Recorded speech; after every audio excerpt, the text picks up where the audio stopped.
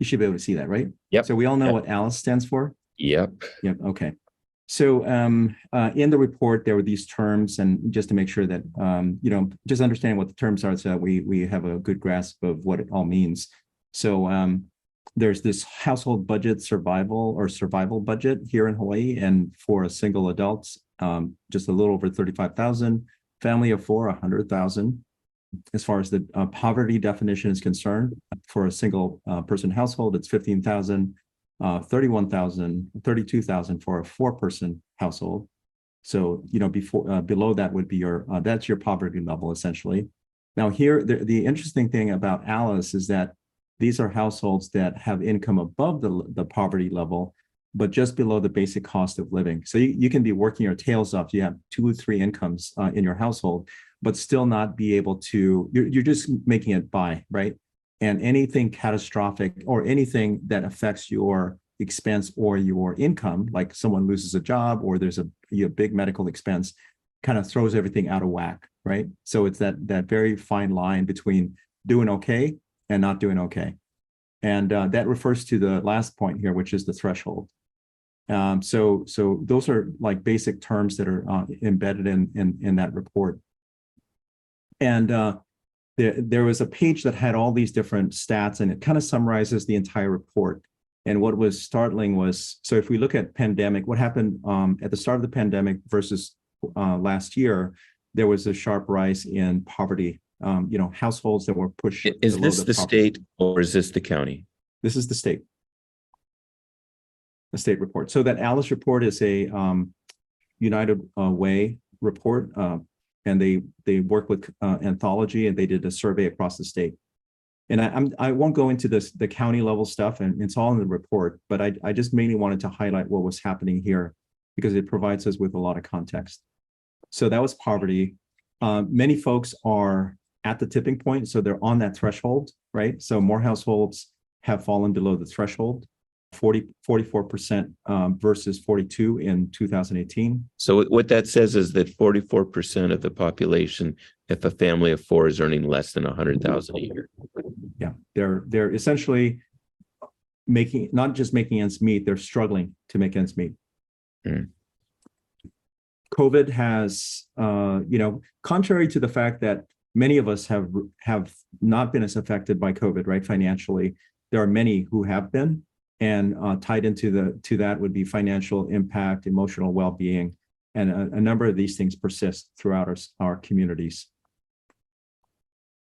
Many of the households below the threshold have a combined annual household income of less than 75,000, and that would be the equivalent of 2 wage earners making minimum wage.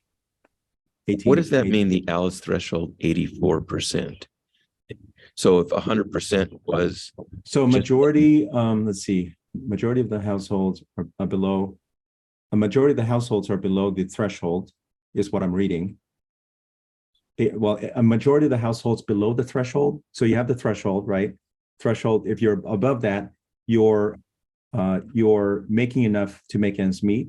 So the threshold is 84%. So like a family of 4. No, not necessarily. I think what it's saying is that 84% of the households that are below the threshold, right, below the threshold, so 84% of those people below the threshold, and that would include people in poverty, would have a combined annual income of less than 75,000. And that would mean that would be equivalent to 2 full, household members making minimum wage. Associated with all of this is a mental health crisis, right? I mean, if you're struggling, you're stressed out, you don't know how to put, food on the table, your kids are, don't have clothes, and so on and so forth. I mean, it translates into a lot of stress. So mental health challenges, and then you also have obviously difficulty with finances, right? Paying for housing and all that stuff. There's this interesting comment about structural disparities. So significant disparities by race, ethnicity, household size, that mean that some households are much more likely than others to be below ALICE threshold. And there was in the report, the PDF, there was mention of Native Hawaiian and Filipino households, as being more disadvantaged. But it's not just a race and ethnicity side thing. It's also household size. If you have 1 child versus 3 children, there's a very big difference in terms of impact. And on our island, the Marshallese are most impacted. Yeah. And then more than 75% of the households, Hawaii households, are carrying debt, and 1 in 3 below the ALICE threshold owe more than is manageable. So people are struggling to make ends meet, but they're also struggling to pay their debts. And just for context, Sustainable Energy Hawaii is a member of the LMI Advisory Council. So we meet on What's that? So the Low Moderate Income Advisory Council, Hawaiian Electric, and other entities, they gather on a regular basis. And what we do is we talk about the challenges associated with the LMI community, low moderate income community. And then this was presented at one of the meetings to provide some context around the services that are required or needed, and the things that we can do perhaps to help. And this one is an interesting slide. It's again pulled from that PDF. So who is below? So what is the makeup of this? The folks below the threshold. So they're more likely to have children in the household. So, and it's kind of intuitive, right? You've got more expenses. So 54% of households with children are below the threshold.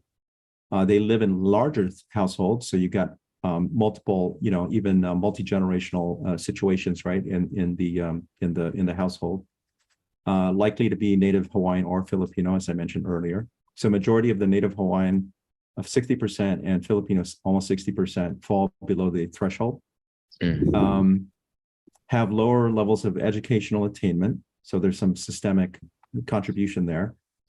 They struggle with paying for basic household expenses, not surprising. So 46% of households below ALICE are unable to pay their bills on time. They have insufficient income. Again, this is all kind of related. 84% have combined annual household income of less than $75,000.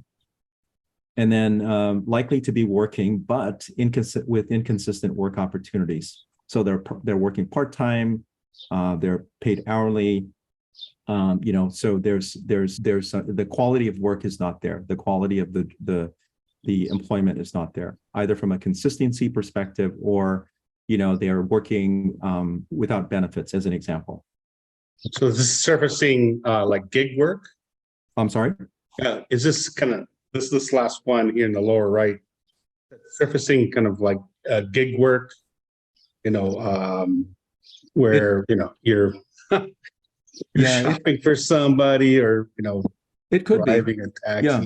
Uber, Lyft, food delivery. You could be a restaurant employee, right? A restaurant staff, wait staff, all of these jobs that are, minimum wage or, slightly above minimum wage, but maybe not having the consistency and the, what you would find with a, like a regular paying job, right? So this, and Jerry, welcome. Thanks for joining. I'm just going over that PDF that I shared earlier. I didn't want to walk through every single page of that, so I just put together a few slides here to kind of highlight what the challenges and opportunities are. So those are the characteristics of households that fall below that threshold and what it means to be below that threshold. And then towards the very end of the report, there were these things that are recommendations or proposals, right? And I'll just quickly read through this. So safety net supports for households impacted by short-term setbacks. So if someone gets, they lose a job, or they have a medical expense, maybe having some framework to provide that short-term intervention.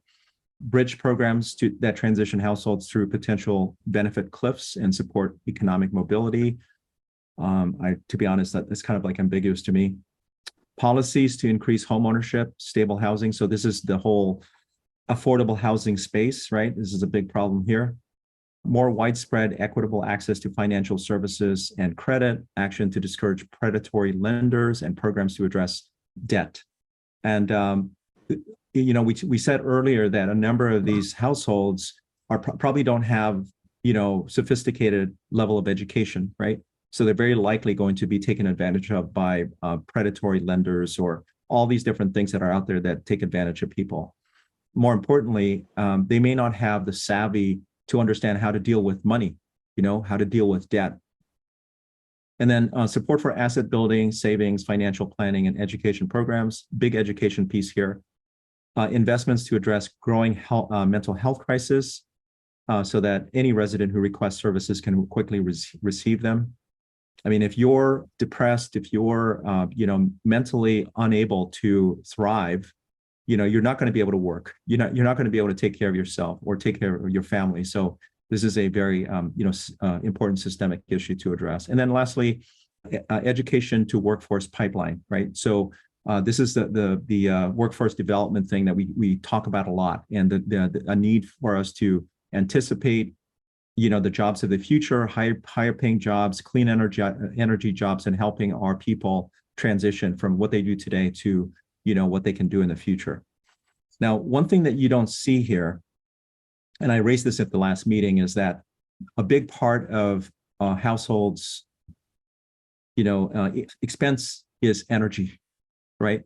Fuel for their cars, electricity, and the Hawaiian Electric has this program that helps low, moderate income people that are behind on their power bills, so they don't get their power cut off, and they have a repayment plan and all that stuff. But the big question is, what more can and should be done, and some of it is education, right? If they're not efficient with their energy utilization, can they get a used electric vehicle, or do they have incandescent lights in their house, and they're paying a lot of that for a lot of energy that they could maybe not even have to purchase, or are they heating their water? Is their water heater electric, or can they benefit from a heat pump water heater?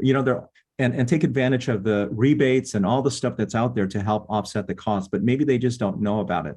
So I posed two questions here, mainly for a small discussion, and that is, what can be or should be done in the near term? Like, how do we put the fire out? How do we put a Band-Aid on the wound?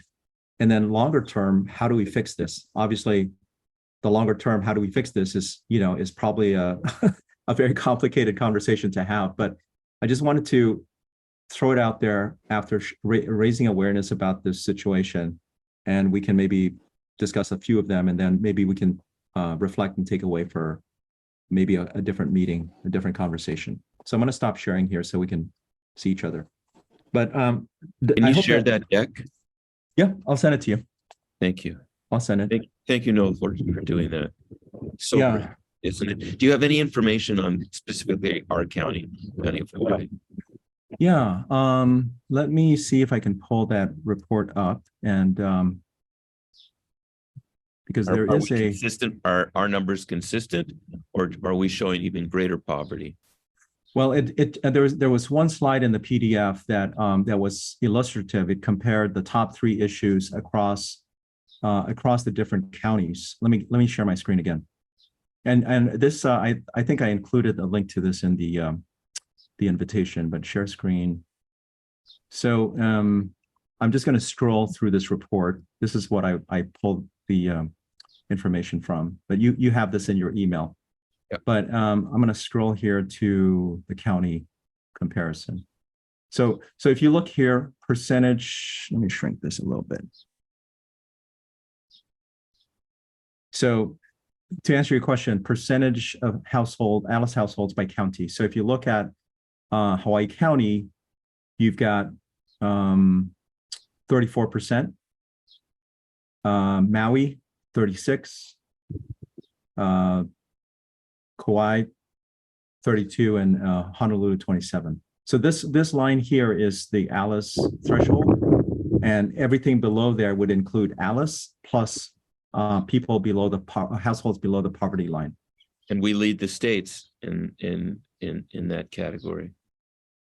Poverty. Let's poverty. see. Yeah. Poverty, yes, which is not surprising, right? I mean, unfortunate, but not surprising. Here is the percentage of ALICE households by ethnicity. So it gives another perspective here, right? So you have the Native Hawaiian at the poverty level. I mean, if you take a look at that, 27% versus 19% for Filipinos. But you've got Hawaii County and Maui County as well. With well, anyway, I'm not sure where I was going with that, but it gives you an idea of the ethnicities. Yeah. Then there's another one here. I'm going to scroll through this. This is all something you can take a look at. And here are the top issues faced by county residents. So for Hawaii County, and this is the post, effect of the pandemic. So Hawaii County, you've got 31% mental health issues, difficulty paying debt, 25%, difficulty with housing, 24%. And you can see how it compares across the different counties. This is not an area that I would like to see our county being the leader in. Yeah, I mean, the state in general, right? But yeah, we take care of what's in front of us. And we do have a very special challenge here because of our, very rural, very, distributed, long distances for services, just long commutes and so on and so forth. So we do have, and I wish that this map was more, or the outlines were more illustrative of the relative size, right? Because all of these counties could fit within Puna. Yeah. So anyway, so this is to answer your question about comparisons across the different counties. Thank you. So anyway, I'm going to stop sharing this and we can go into our video. But before we do that, though, any other reactions? Any other questions or thoughts about our challenge with poverty? Well, there was one slide there, it's kind of clear to me, like, gosh, if you had issues with your transportation, and you go, yeah, I just got to get to work. Whatever the paperwork says, just give me the car because I got to go to work tomorrow. I can see that happening. Yeah. And, now they got a big car payment. And, Well, and that raises an interesting point. Is our unemployment percentage, the percentage of people unemployed, still, extremely low, and yet we can't fill jobs? Because I the national average is like 3.5 or 4%. I haven't scanned through the information for that, but I don't know, because you when you hear about the unemployment rate or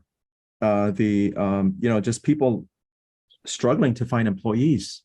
I mean, there's a demand for people, yet let's say it's as bad as 10%, which I don't think it is. I think it's somewhere to like maybe 5 or 6% perhaps. But that means that 94% of the workforce is able to work. Even working, they can't make ends meet because the kind of jobs that they have are not bringing them, $18 an hour at least. Yeah. And what's interesting too, and this is why I mentioned the clean energy jobs out there. There's this notion that you have to have an advanced degree, you have to have a programming degree, you need to go to the university for 4 years to have a good paying job. But in the work that I do with sustainability partners, it's very clear that the jobs or the jobs in the trades are in high demand and they pay very well. Try and get a plumber today, huh? Try and get an air conditioning repair. It's like, they're electricians. Electricians and the utility, they shared with me that PG&E, they've been poaching linemen from Hawaii. So you have other states coming in and pulling out all these different trades. They pay more and the cost of living is less. Yes. But still, I'm not sure what you would call them, but not necessarily a licensed electrician working for a solar solar PV company. They're making $50 an hour, and this is not a college graduate, right? This is a tradesperson, someone who's gone through community college, and so you just think about it from that perspective in terms of the number of jobs that are in demand for the clean energy space. Installing solar, dealing with all the electrical upgrades so that people can have, electrify their household and so on and so forth. There's a lot of work out there and not a lot of people. So this or the qualified people. So this opportunity is workforce development. It's training. It's like community college stuff, right? So and then also educating the people, educating the public, right? The high school students and their families, and that there are these new jobs, new career types out there that may not necessarily be what they think about, right? I mean, when I was growing up, my folks were thinking, oh, you either have to be an engineer or a doctor or an attorney. There were these jobs that were like classy and and now it's like, if you're wanting to make a good living and have time for yourself and family, you don't have to go through over a decade of advanced studies. I mean, of course you could if you want, but the other thing that this is illustrating is that the minimum wage. What is the minimum wage in Hawaii now? I don't think it's $18 an hour. Oh, 15. No, 15 or something. I don't know. But sure. at $15 an hour, that's below poverty level. Yeah. So if we had the money, a quick fix would be to get government support to anyone who's earning minimum wage to come up to at least the poverty level, which doesn't really help them much, but at least it's some sort of a. Yeah. What's clear is that, hey, is that Mitch? That's Mitch. you look different with your view now. Are you riding a bicycle, Mitch? That's gonna say he's on a treadmill. I'm on my exercise bike. I'm dual tasking. Yeah. So Mitch, we were just, there you are. We were just talking about the Alice report. I shared the deck and I'll share it with the group afterwards. But anyway, so lots of opportunity, right? I mean, it's like it just puts the work that we do from a sustainability perspective, from an SEH perspective, into, just adds a more color and urgency to what we need to do, is my takeaway. Yep. Thank you for sharing, Noel. It's very sobering.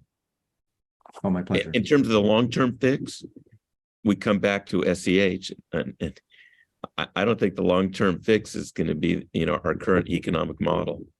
And I really believe that until we can tap the natural resources properly and create, an income stream to the entire region, as a result of geothermal and hydrogen production, we're not going to be able to find a revenue stream, beyond our current model, which depends heavily on either the military or hospitality industry, to create the government revenues to provide that support, which would then be directed towards education, healthcare, infrastructure, and all of that. We just don't have the money.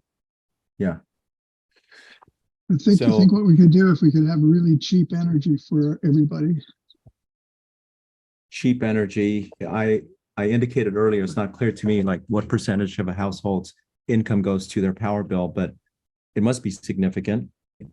And then when you combine that with the amount of their income that goes into their electric bill and their transportation bill, and fuel, et cetera. And maintenance of their car. I mean, Riley figures, an average family spends between 15 and 20,000 a year overall costs on an automobile, on their personal transportation. Yeah.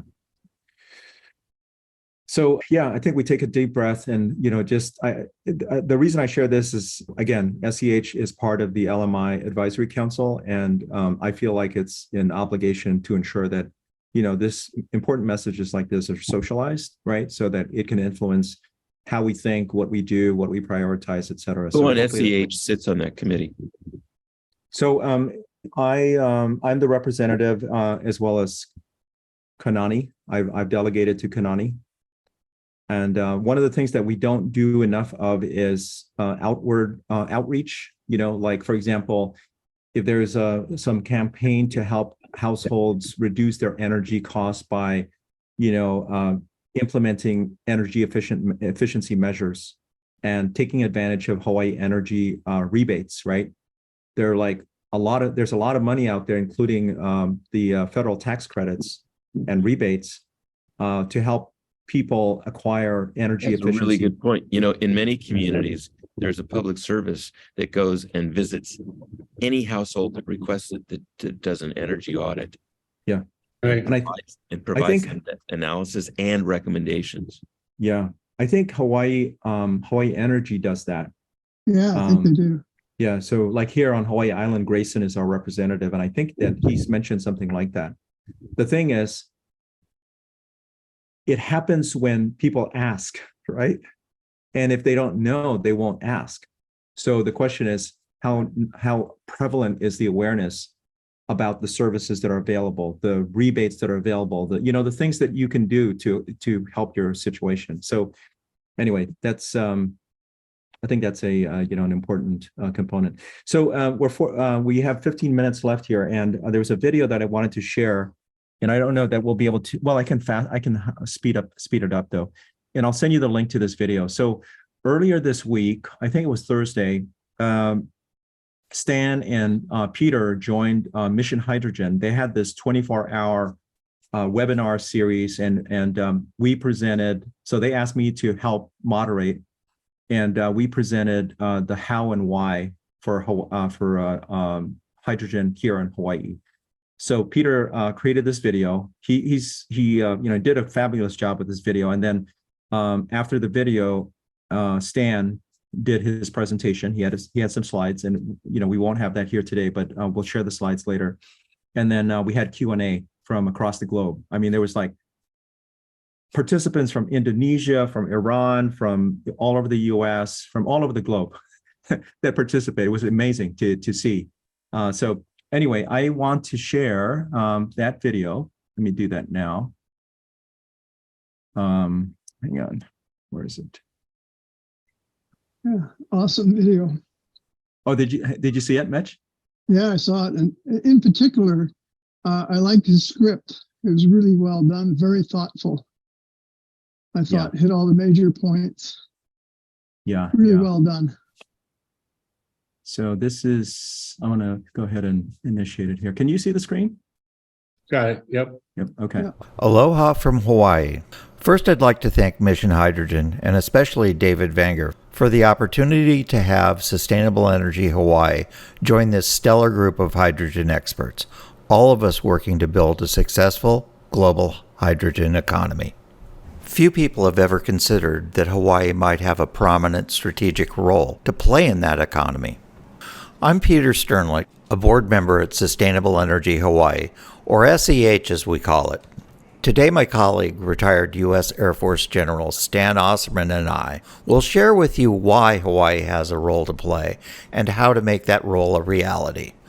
SEH is based on the Big Island of Hawaii, the largest and youngest member in the archipelago known as the Hawaiian Islands.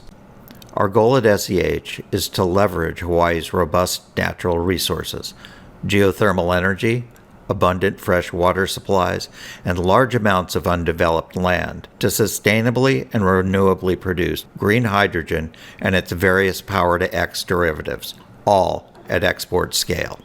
The idea of producing hydrogen is not a new concept here in Hawaii. That goal has been actively pursued by members of our team for decades. Finally, we believe the conditions are right to turn that goal into an economic force, one that can benefit all those who live here. Today, SEH is working closely with Hawaii's State Energy Office, the County of Hawaii, the University of Hawaii, the U.S. Department of Energy, the U.S. Department of Defense, our state power utility, legislators and regulators at the state capitol, and quite importantly, the indigenous community that has made Hawaii their home for more than 1,000 years. SEH is also part of a public-private consortium seeking selection as one of the U.S. Department of Energy's regional clean hydrogen hubs. This effort is being headed up by the Hawaii State Energy Office with the full support of Hawaii's newly elected governor, Dr. Josh Green. Under the bipartisan infrastructure law passed by Congress in 2021, each applicant selected to develop a regional hydrogen hub is eligible for up to $1 billion of matching government funding. SEH was instrumental in the state of Hawaii's decision to pursue this opportunity. While not often seen in this light, Hawaii is a strategically important location for U.S. national security and economic security. Looking at the future of both, it makes sense for Hawaii to serve as a regional player in a global hydrogen economy. I'll get further into this a bit later in this presentation. The theme of Mission Hydrogen's Hydrogen Online Workshop is how. How do we collectively supply the myriad of elements, those moving parts needed to develop hydrogen as a true commodity on a global basis? Before getting into how we produce hydrogen in Hawaii, I think we should establish an economically compelling reason why to do so. It's clear why to develop hydrogen in Europe, Asia, Australia, North, and South America. But Hawaii? Hawaii is just a small archipelago in the middle of the Pacific Ocean. What meaningful role could it play on the global stage? Hawaii only has a population of just over 1 million people, the majority of which live across 4 of the 8 Hawaiian islands. It's remotely located and as far from any of the large continental landmasses as one can get. Most people tend to think of Hawaii as just a vacation destination. It's actually a lot more than that and has some compelling reasons why it should serve as a major international hydrogen hub.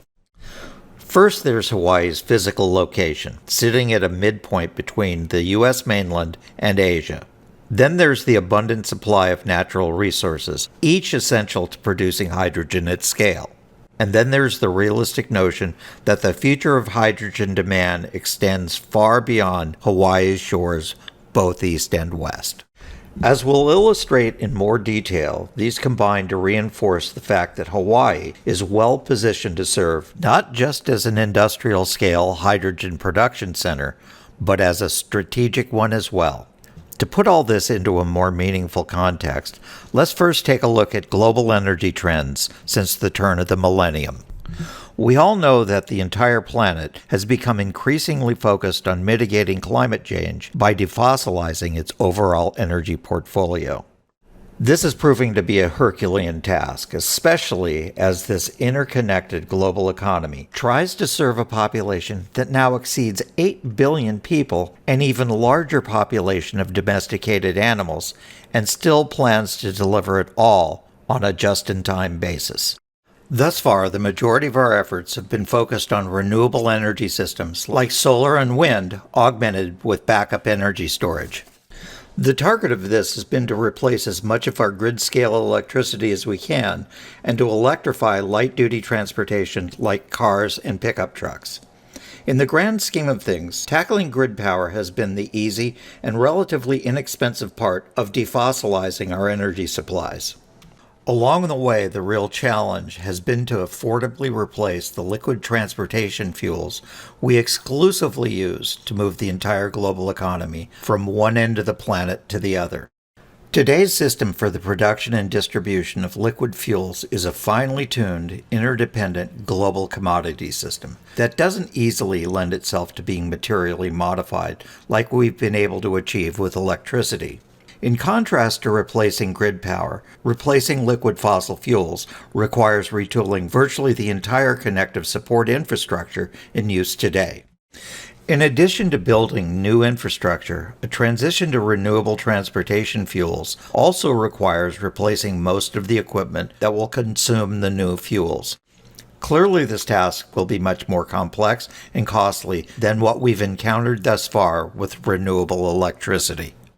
There's something ironic about the fact that the renewable energy systems we're so confident will decarbonize our way of life are wholly dependent on liquid fossil fuels to mine their natural resources, manufacture their components, and to distribute their finished products.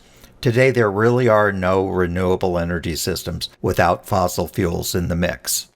Despite the simplicity implied by those saying, "Leave it in the ground," Without a functional, economically viable replacement for industrial-grade transportation fuels at scale, our choices are few. Two choices that do come to mind are to 1. Effectively see the global economy dismantled by leave-it-in-the-ground energy starvation, or 2. Accept that liquid fossil fuels will remain an essential part of our lives until sufficient replacements become available. However, and this is something not often factored into long-term business planning, demand for those fossil fuels outpaces an incrementally shrinking supply.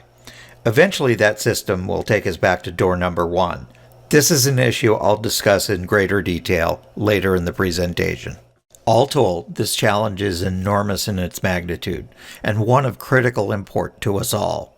At SEH, we see a compelling reason to support large-scale public-private partnerships working together to develop hydrogen production capacity and building its corresponding infrastructure as rapidly as possible. Unfortunately, delay is not a luxury we can afford. Most of those following Mission Hydrogen's online forums accept as fact that fossil fuels powered approximately 80% of the world's GDP in 2021. And that feat involved an interconnected global system that evolved over more than 150 years. That system is what keeps our modern, just-in-time economy running around the clock. Historically, GDP and energy consumption track within 1% of each other. That means GDP and energy consumption are indistinguishable in terms of their rate of expansion or contraction.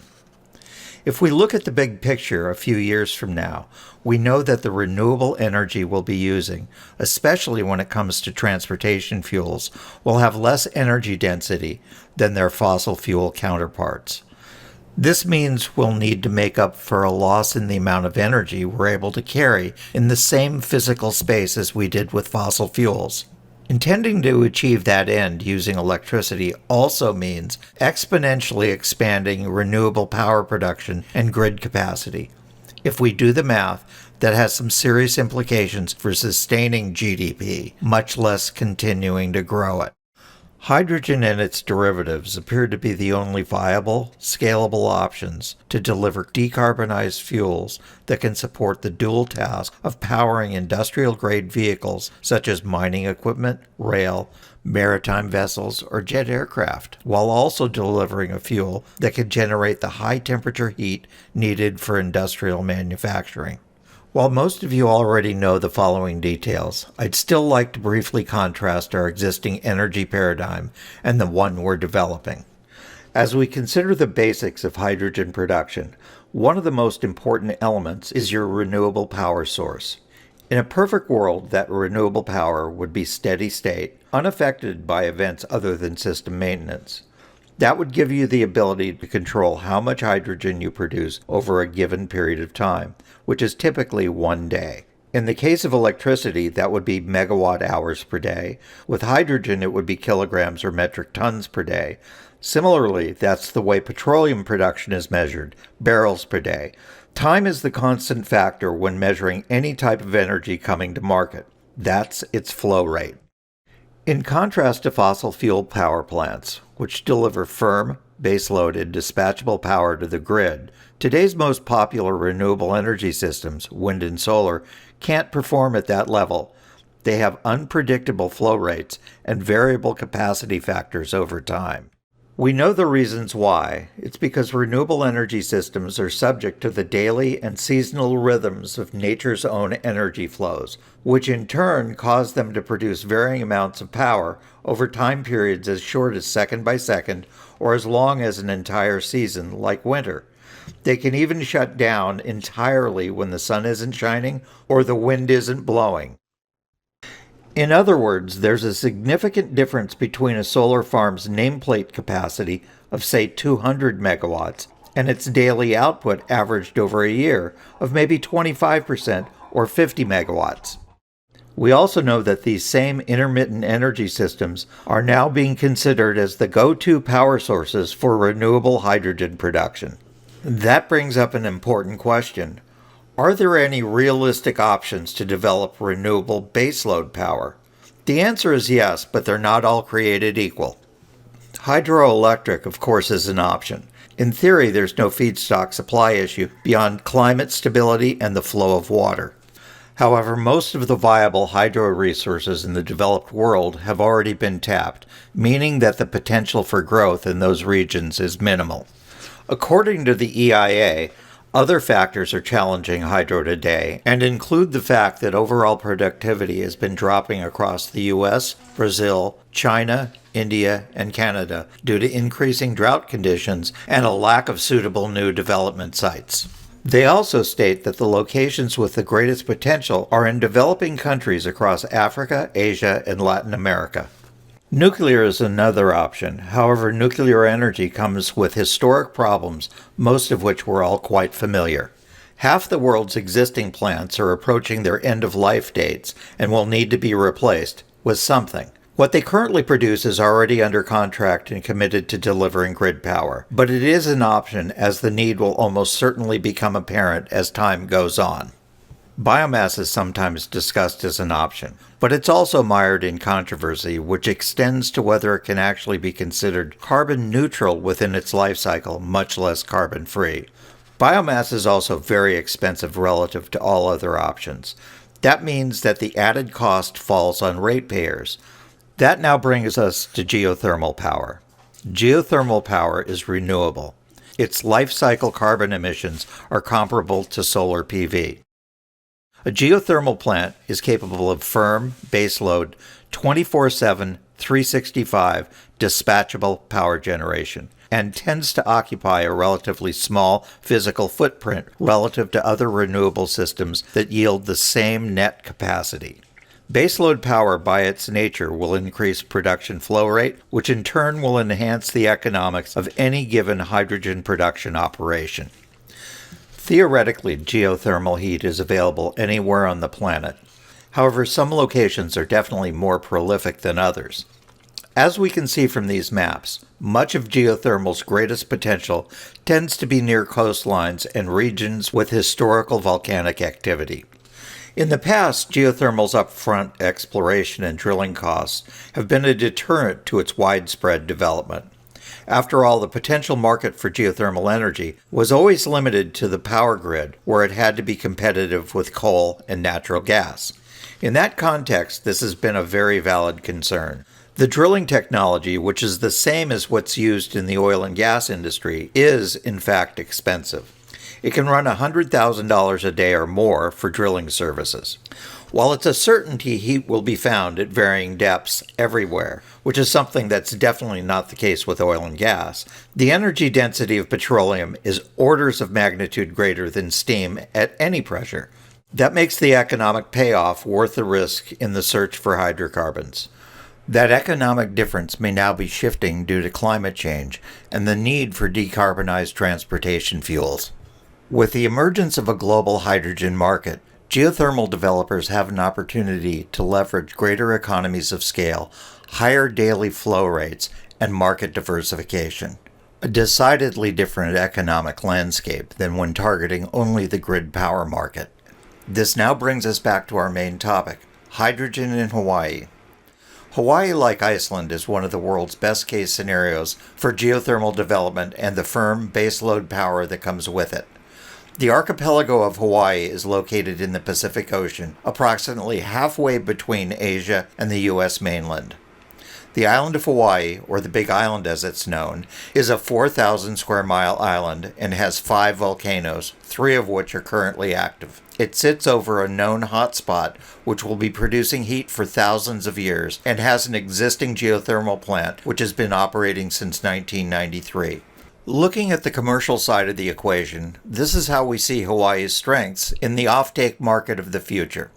First, Hawaii currently serves as the home to Joint Base Pearl Harbor Hickam Air Force Base, the operating center for the U.S. Indo-Pacific Command. Every branch of the U.S. military has a physical presence in Hawaii. Currently, 100% of their liquid fuel requirements are imported. The U.S. Department of Defense is seeking reliable sources for renewable, carbon-free, hydrogen-based liquid fuels. The presence of a local industrial-scale fuel production supply chain would be invaluable to their overall mission. Second, Hawaii is also a major air traffic hub where all long-haul carriers currently refuel on their journeys between the U.S. mainland and Asia. Jet fuel represents 34% of the state's 44 million barrel per year liquid fuel consumption, making it the largest single category of use. This does not include what's consumed by Joint Base Pearl Harbor Hickam.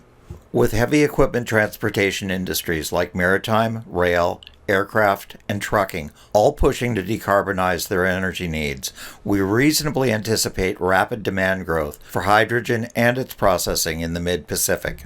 That's because whatever form of fuel operators choose, those fuels will deliver at best half the usable energy compared to what's present in traditional fossil fuels.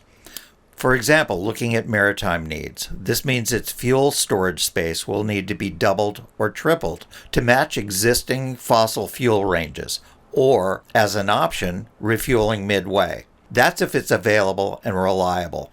That scenario is an option in the Pacific, across which the majority of U.S. trade transport occurs. The factors of fuel supply reliability and scale, combined with robust refueling and logistics capabilities, will determine if that becomes an option. Those make up some of the major markets that can be developed here in Hawaii, and that's without considering Hawaii's own internal consumption potential, which include heavy-duty trucking, municipal transportation, and grid backup storage for intermittence. If the production volumes exceed developing maritime aviation, regional security, and local fueling needs, it's reasonable to believe that export clients will take any overflow. As a potential site for production and processing, this is encouraging news for Hawaii. That said, there's at least one major question that remains for Hawaii and the industry in general. At what rate and at what scale should hydrogen production be deployed? That's a complex question with no simple answers. For example, when would the initial scale be too small to effectively seed the marketplace? When would it be too large to survive any delayed marketplace adoption? Are there financing options that will be willing to approach hydrogen production as an investment with existential implications? Or in other words, an approach that's not different than what we've seen historically during a wartime economy? Is it possible for business as usual to understand the limits to growth and expand fiduciary responsibility beyond shareholders to stakeholders? We believe the spark that will ignite both sides of this equation will be when a reliable fuel supply is clear to all involved. That fuel supply must develop at extraordinary speed. The reason for this being that it is no longer a rational assumption to believe that our liquid fossil fuel supply will always be available at either the price we want or the scale that's needed. Time is not on our side. Neither climate change nor our natural resource supplies will wait for the market to decide. Hawaii is well positioned to support this mission in the Pacific. We have the location, the resources, and the will to do the job. We can make it happen. Mahalo for your interest. Wow. Yeah. That's very impressive. That's the most comprehensive presentation I've seen yet. This is all Peter, or did SEH work collectively to do this? Oh, Peter, he had. I mean, obviously it's an SEH effort, but Peter is the production guy. He's done It's a few of these. PhD thesis. Wow. Yeah. So that's what we presented to the global audience. There were like I don't know 160 people or so that attended, and then Stan came in with his presentation. I don't have the slides here, but I'm sure that he'll be able to share that with us as well. Our intention with that was to provide this Mission Hydrogen entity, right, which is a global entity, with visibility to what's happening here and the potential that we have. So our hope is that that translates into inquiries and potential, collaborations and even partnerships. So that was Mission Hydrogen, and hopefully that was inspiring and raises some interesting questions and also potential opportunities. So we need to send that out to each legislator. I agree. Yeah. Because right now we can make hydrogen, but we can't sell it. in the state of Hawaii. Right. My understanding. Is that correct? Exactly. That's correct. No, there are all these moving parts, all these pieces that need to come together, Yeah. because for it to work, it needs to be at scale, right? I mean, if we want the shipping lines and the shipping companies to come here to refuel, they need to know that they're going to have a reliable source at scale, right? And to make that happen, we need right now the focus is on a lot of spot solutions, like little production here and there. But what we're going to need is just this immense energy source, and the only thing that we believe will provide that is geothermal, and not necessarily just the $1 billion project, the $1 billion potential contribution from the government does not support geothermal exploration. No, Right. no, but there are many organizations that have line of sight to this, and there are many investors out there who have the means, right? So I think this is a question of putting the pieces together, because it is not just about geothermal. It's about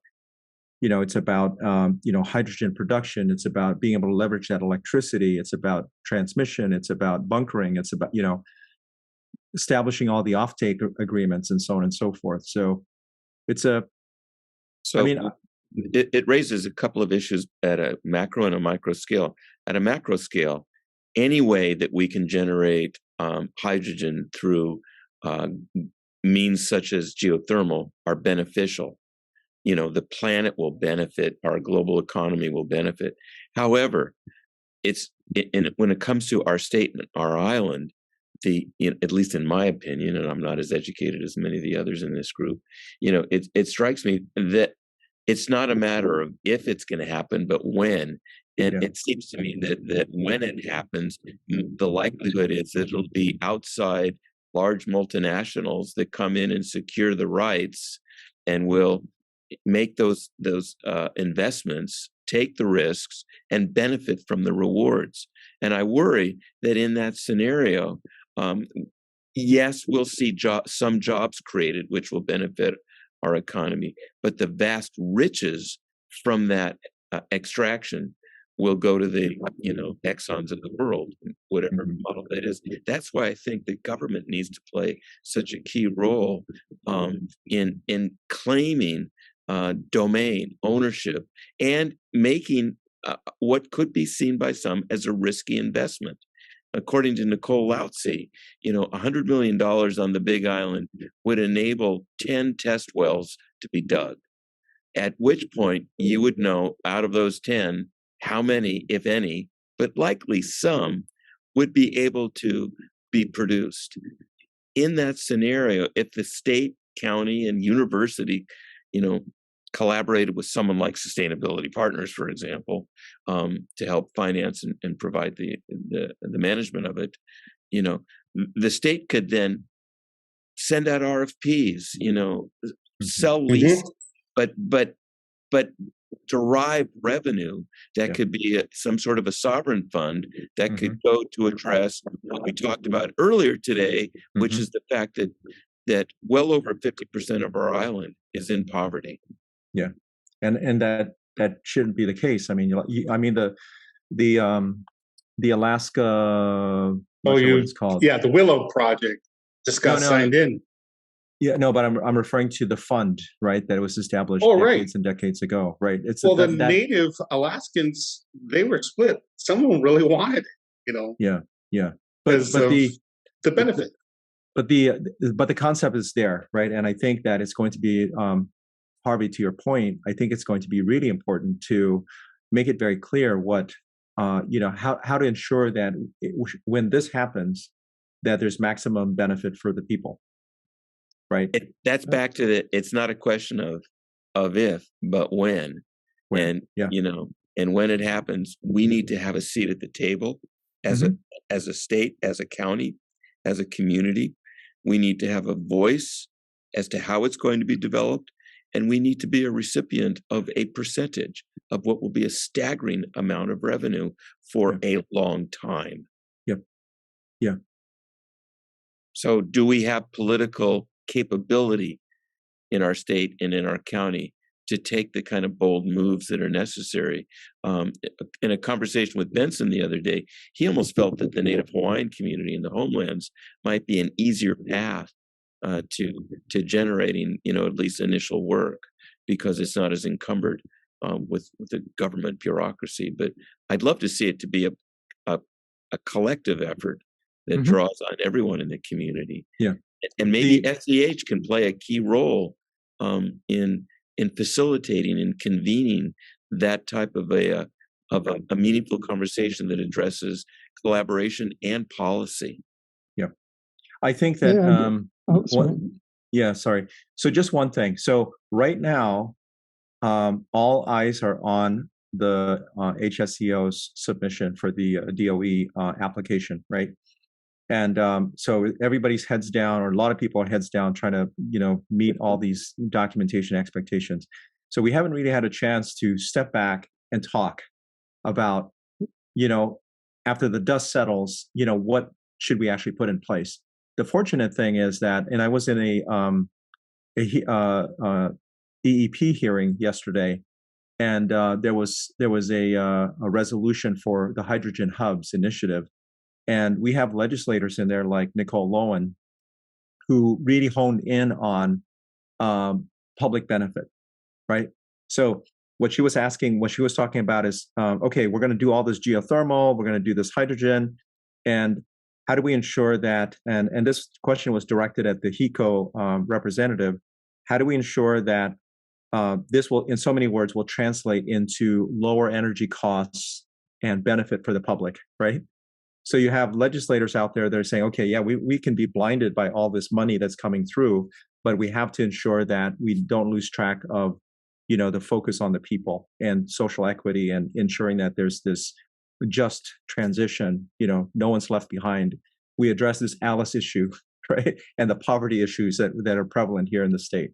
So at our county level, correct me if I'm wrong, if we succeed in getting this money, our county will then have funds to create large solar arrays that will be used to produce hydrogen, that will first be directed towards all county equipment. And then eventually, if there is additional, that it can be made available to the public, probably heavy haul trucking or something like that. Which, when you say money, is that the DOE money? Yep. In a conversation with Riley and Doug a week or so ago, I was just asking them that, and they were very thoughtful to not, to respect their non-disclosure agreement. But basically, they're saying that if they are able to get the money, that money would be used for solar arrays to produce hydrogen, and that's great. But that's like a drop in the bucket. Yeah, no, it's but there's also side conversations about utilizing the energy from our waste stream, right? Not just the waste stream, but the Camp landfill and yeah, and then the whole Brittany thing too. Yeah. Mitch, you had a comment earlier? Yeah, I had a comment. So I have a friend of mine, Don Probstill, who worked for one of the major development banks. But what they do is he's with a small company. They go out to like all these mines in Latin America, Africa, and all these places, and they put together these programs to support the local community. And there's the United Nations has a lot of programs to take care of the indigenous population, and they go in there with incentives to like putting in schools and all this stuff to allow the community to reap the benefits of this big gold mine that's going in and going to disrupt their whole habitat. I thought it might be interesting to have him come and be a presenter at one of our SEH meetings and just talk about that process. Yeah. And pick his brain and how we might be able to do that in Hawaii. Yes. There's all sorts of formulas for doing it, but he's actually been out there in, Afghanistan and all these crazy places, actually out there. And Mitch, if you look at the ALICE report that Noel shared with us, we're not that much different from a developing nation. Yeah. Okay. So yeah, and he's big in hydrogen. He loves hydrogen. So he's been a friend of mine for like 15 years. Yeah, So I'll reach out let's to bring him. him on and make the Yeah. introductions. Okay. So, gentlemen, we're over time. I owe you the link to I sent the link to the video. No, did I? No, I didn't. No, So you I'll did. send you the link to the video, also the deck, a link to the deck, and then we'll share this. So You I'll sent us edit the Alice report. Yeah, You- I'll send you the deck as well. Yeah, great. What I shared. Yeah, that was really helpful. Yeah. Okay. And this Well, is thanks. worthy of further conversation. I mean, I appreciate the intimacy of this group, but the scope of what you just shared today, Noel, is really of great substance and significant impact. And I think the strategic conversation of how this can be disseminated to key individuals and organizations would be a worthy subject. My recommendation, and I'll share this with Stan, is that SEH should do another webinar, and then we invite, legislators, we invite, everybody. We play this video, we have a Stan talk about the how. Maybe by then there'll be some opportunity to talk about, the Hubs initiative. I know there's all these NDAs out there, but anyway, I think that, I agree with you. I think that there's a lot of powerful messages in here that we need to share with a much broader audience. Was Stan's presentation recorded? Yeah. I was just going to ask that. Yeah. So we need to find it from Mission Hydrogen. I'll ask Peter to find that. Please do. Yeah. I thought the thing that was fascinating was his script. He really did a really great job. I mean, the slides are okay. Well, no, they were great too, but just the whole message and how he wound that all together was really, really outstanding. It was outstanding. Yeah. It really was. Did great Peter's work. good at this. Yeah. Yeah. We're fortunate to have his talents. Yeah. Not he knows just he knows how to tell a story. Yeah. Yeah. Awesome. Well, I keep prodding him. I said, don't do the recording. Just present. Yeah. Just do it live. This was better. Yeah. Right. Okay. Well, thanks very much. Have a You'll great. send the links. You will send the links. Yeah, I will. Thank you. Noel. Thanks, everybody. Have a good weekend, Thanks, Jerry. guys. Hope your installation went well. Thank you. It went well. Okay. I'm waiting it to kick in. Okay.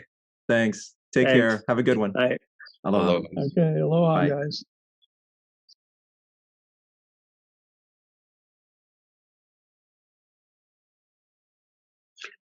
Oh, Noel, I showed up late. Were you in tip my tongue. We were talking about the CPI.